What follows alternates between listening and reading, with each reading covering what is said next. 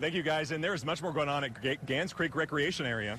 We have seen spectators from Japan, from Canada, even Beth Malicki, our former Channel 8 anchor, and family, and others from Cedar Rapids, Iowa are here. Let's send it over to KOMU8's Megan Judy and Tim Schmidt. They're at the Gans Creek viewing area. We sure are, Jim. Thanks so much. We have seen so many people. I mean, honestly, I don't know if we've talked to anyone from Missouri today. I don't know if we have either. There's been people all over the country. You go from Maine to Arizona, Virginia, and they all came here. They did. We've seen matching T-shirts. And I got to tell you, you could hear a pin drop around here.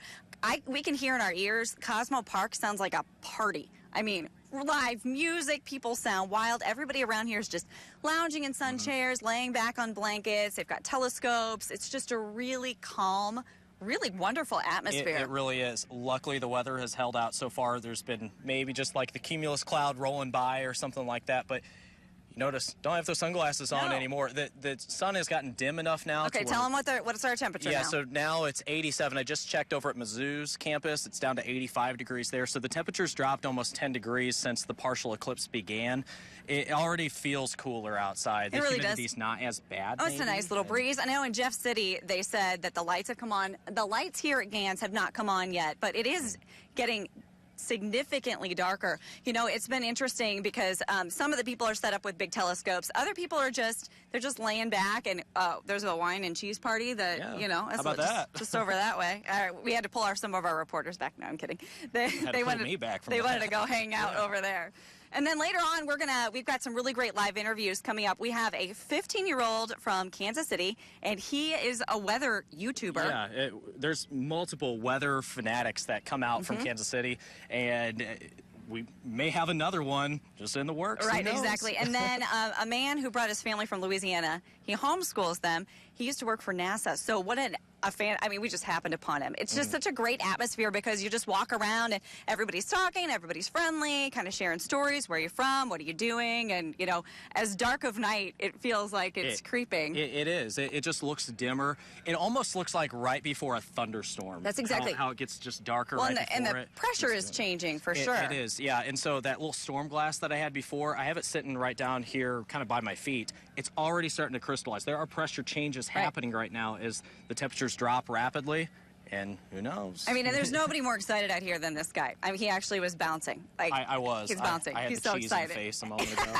All right, that's us from here from Gans Recreational. We'll be back in a little bit. We're going to send it back to the studio with Jim and Kenton.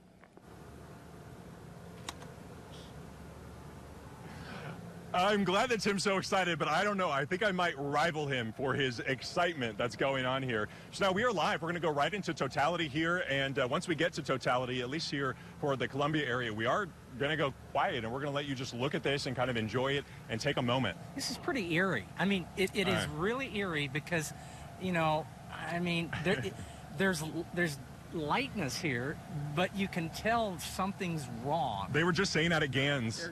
There's our Sky 8 going up. We're going to be able to see that too. It's going to be fantastic. But they were just saying out at Gans that it kind of feels like a thunderstorm, like right before a thunderstorm. It does. I agree completely.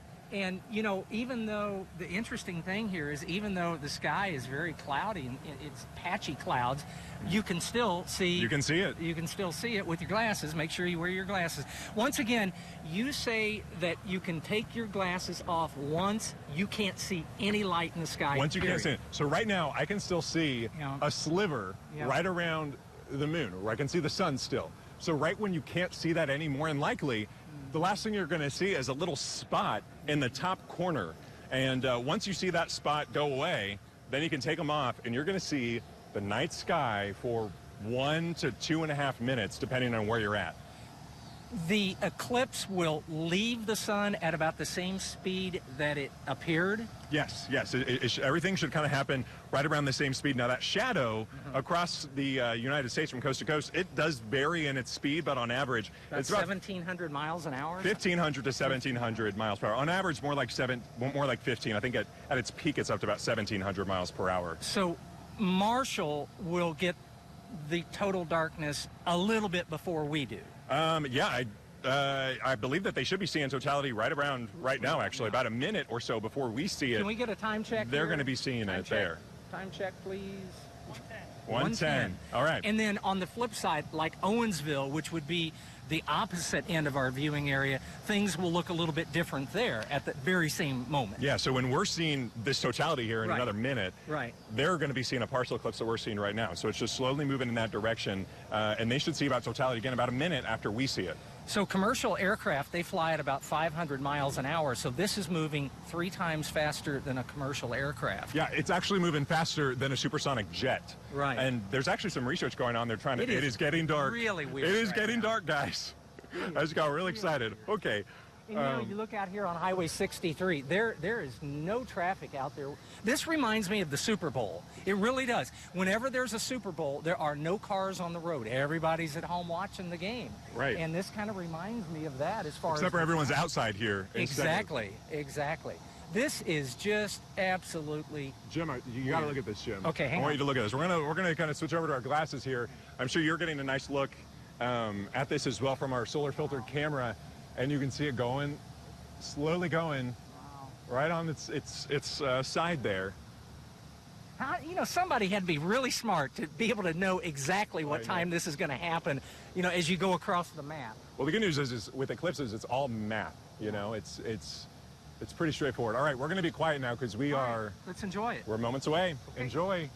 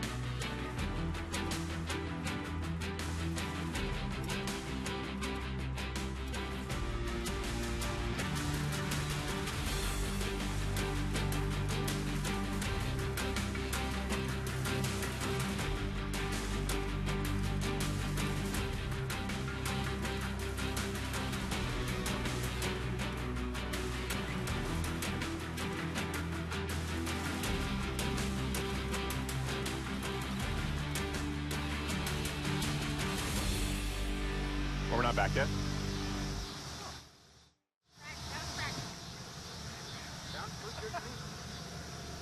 All right, we are back now, and it's starting to get light here again. We're getting back into the partial eclipse. I hope you were able to see that totality. If not, we had it here for you as well. Jim, give me your first reaction. What was it like? Cool.